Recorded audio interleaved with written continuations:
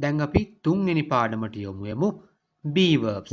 be verbs යටතේ අපි am, is, are, was, were කියන මේ ක්‍රියාපද වාක්‍යයක කොහොමද අපි පාවිච්චි කරන්න කියලා දෙනවා. ඉතින් වෙනදා වගේම පොතක් පෑනක් අරගෙන මේ කියන දේවල් ලියා ගන්න, අලුතෙන් එකතු වන වචන ලියා ගන්න, ඒවේ අර්ථයන් ලියා ගන්න, ඒ වගේ මේවා උච්චාරණය කරන විදිහත් ලියා ගන්න. දැන් අපි මේ වචන අතුරෙන් am, is, are කියන වචන තුන පාවිච්චි කරන්නේ කොහොමද කියලා අපි ඉගෙන ගමු. මේ am, is, are කියන්නේ තොරතුරු කියන්න පුළුවන් ක්‍රියාපද තුනක්. දැන් උදාහරණ විදියට අපි කියනවා I am in grade 6. මම 6 වසරේ ඉන්නේ. එතකොට එතන I එක අපි am පාවිච්චි කළා. I am 11 years old. මට අවුරුදු 11යි. එතනත් am පාවිච්චි කරා. දැන් අපි දන්නේ නැතුව මේ am එක පාවිච්චි වෙනවා. මේ is එක ආ එක පාවිච්චි වෙනවා. නමුත් අපි හරියට දන්නේ කොයි වෙලාවටද කාත් එක්කද මේක පාවිච්චි කරන්න පුළුවන් කියලා. ඉතින් අපි මේ පාඩමෙන් එක කියලා දෙනවා. දැන් බලන්න වර්තමාන කාලෙදී කියන්නේ අපි මේ දැන් ඉන්න කාලෙදී කියන්නේ අතීතෙත් නෙමෙයි අනාගතෙත් නෙමෙයි වර්තමාන කාලෙදී අපි I එක්ක අපි am පාවිච්චි කරනවා. එතකොට I කියන්නේ මම. මේ I කියන්නේ සර්වනාමයක්. ඒ කියන්නේ pronoun එකක්. අපි කලින් ඉගෙන ගත්තා pronoun යටතේ මේ I කියන්නේ pronoun එකක් කියලා. එතකොට මෙතනදී I කියන කෙනත් එක්ක තමයි am පාවිච්චි වෙන්නේ. එතකොට I am කියලා තමයි අපි කියන්නේ. ඊළඟට බලන්න he, she, it කියන සර්වනාම. he කියන ඔහු, she කියන ඇය, it කියන ඌ. එහෙම නැත්නම් ඒක. එතකොට මේ he, she, it කියන සර්වනාමත් එක්ක ඕනම සිංගියුලර් වචනය කියන්නේ ඒක වචනයක් එක්ක අපි is පාවිච්චි කරනවා. දැන් අපි කමල්, නිමල්, teacher. එතකොට මේ හැම එකක් මේක වචනනේ. එතකොට ඒවත් එක is දාන්න පුළුවන්. he is, she is, it is, Nimal is, Sunil is, teacher is, principal is, Sri Lanka is, my best friend is කියලා ඒක වචන එක is දාන්න පුළුවන්. ඊළඟට බලන්න you, we, they. ඔබ, ඔබලා, අපි, ඔවුන්. මේ කියන සර්වනාම එහෙම නැත්නම් මේ pronoun තුනත් එක්ක ඒ වගේම බහුවචන පදත් එක්ක අපිට ආ දාන්න පුළුවන්. you are, we are, they are. ඊට අමතරව students are. දැන් students කියන්නේ student කියන ඒක වචනේ බහුවර්තය. students. ඒතර students are. pupils are. boys are. teachers are. එතකොට බහුවචන එක්ක are. ඒතර ඔබට මේක තවත් සරල කළොත් I එක්ක am, ඒක වචන එක්ක is, බහුවචන එක්ක are.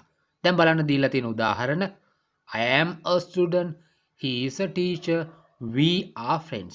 එතකොට දැන් අපි දන්නවා am, is, are කියන වචන තුන අපි පාවිච්චි කරන්නේ වර්තමාන කාලෙදී. am පාවිච්චි කරනවා Iත් එක්ක, is පාවිච්චි කරනවා he, she, it කියන සර්වනාම එක්කයි. ඊට අමතරව ඒක වචන පදත් එක්ක. ආ පාවිච්චි කරනවා you, we, they කියන සර්වනාම එක්කයි බහුවචන පදත් එක්කයි. එතකොට මේක තමයි මතක තියාගන්න ඕනේ. ඉතින් මේවට අදාළ තවත් උදාහරණ අපි ඔබට මේකත් එක්ක දෙන ලේඛනයේ ඇතුළත් කරලා තියෙනවා. මීළඟට දුවේ පුතේ අපි ඉගෙන ගන්නවා was, were කියන වචන දෙක. කලින් am, is, are ඉගෙන ගත්තා. දැන් was, were කියන පද දෙක අපි ඉගෙන ගන්නවා. was, were කියලා කියන්නේ අතීත කාලයට අයිති වෙන වචන දෙකක්. එතකොට am, is, are කියන තුන වර්තමානයේ කතා කරනවා වගේ was, were කියන වචන දෙකෙන් අපිට අතීතයේ තොරතුරු, ඒ කියන්නේ වෙලා ඉවර වෙච්ච තොරතුරු ගැන කියන්න පුළුවන්. දැන් බලන්නකො මේ තිරේ දිහා. am එකේ is එකේ අතීත වචනේ අපි was කියලා කියනවා. are එකේ අතීත වචනේ were කියලා කියනවා. එතකොට අපි දන්නවා am දැන් මේ I එක, is දැන් මේක වචන එක. එතකොට මේ දෙකටම was කියන එක පොදු හින්දා I, he, she, it සහ ඒක වචන පදත් එක්ක අපි was කියන එක පාවිච්චි කරනවා. ඒ වගේම you, we, they කියන සර්වනාමයි බහුවචන පදයි එක්ක අපි were පාවිච්චි කරනවා. දැන් අපි බලන්න කලින් අපි කිව්වා I am a student. ඒකේ අර්ථය තමයි මම ශිෂ්‍යයෙක්. එතකොට he is a teacher. එතකොට ඔහු ගුරුවරයෙක්. we are friends. අපි යාළුවෝ. ඒ වර්තමානයේ. දැන් අපි කියනවා I am a student කියන එකේ am වෙනුවට අපි was දානවා. I was a student. I was a student කියන්නේ මම ශිෂ්‍යෙක් වෙලා හිටියා. එතකොට දැන් ශිෂ්‍යෙක් නෙමෙයි කලින් ශිෂ්‍යෙක්. he is a teacher කියන එක අපි he was a teacher කියනවා. එතකොට ඒකේ අර්ථය තමයි ඔහු ගුරුවරයෙක් වෙලා හිටියා.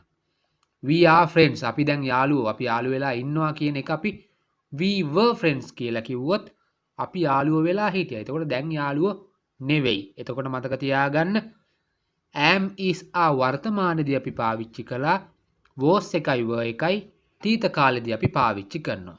එතකොට වර්තමානයේදී නම් I එක්ක am ඒක වචන එක්ක is අතීතෙදී නම් ඒ දෙගොල්ලෝ එක්කම was. ඒ කියන්නේ I එක්කත් was he she it එක්කත් was ඒක වචන එක්කත් was.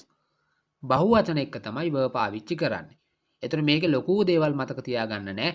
පොඩිම දෙයක් තමයි මතක තියාගන්න. ඒ තමයි කාත් එක්කද දාන්නේ කොයි කාලෙදිද දාන්නේ. am is ආයිති වෙනවා වර්තමානෙට was ආයිති වෙනවා අතීතෙට. am එක දානවා I එක්ක is එක ඒක වචන එක්ක ආ එක බහුවචන එක්ක.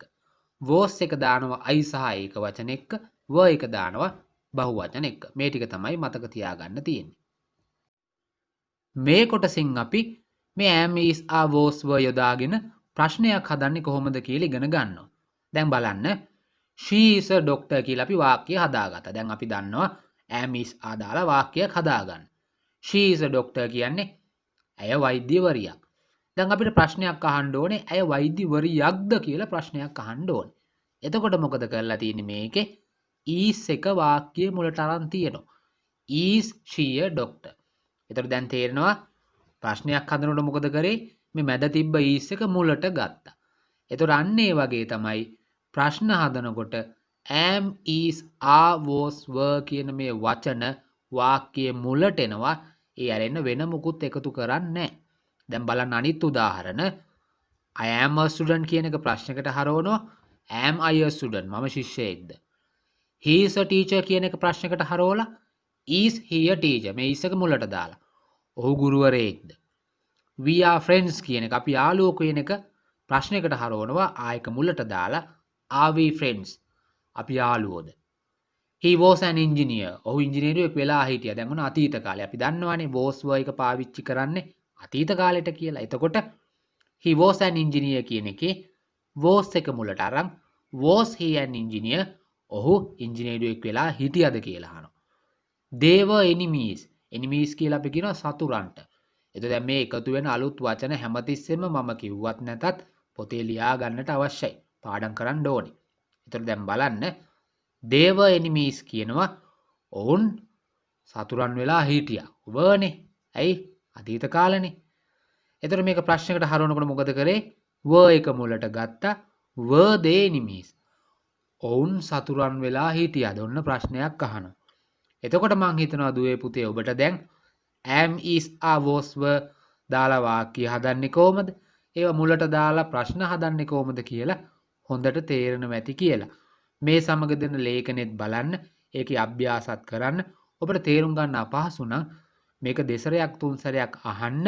ඒ වගේම වැඩිහිටි කෙනෙක්ගෙන් මේක ඔබට අහන්න පුළුවන්. නිතරම මේ බලන හැම පාඩමක්ම නැවත නැවතම බලන්න, නැවත නැවත අභ්‍යාස කරලා අවබෝධ කරගන්න, මේක තේරුම් ගන්න මේ වචන කොහොමද අපි පාවිච්චි කරන්න කියලා.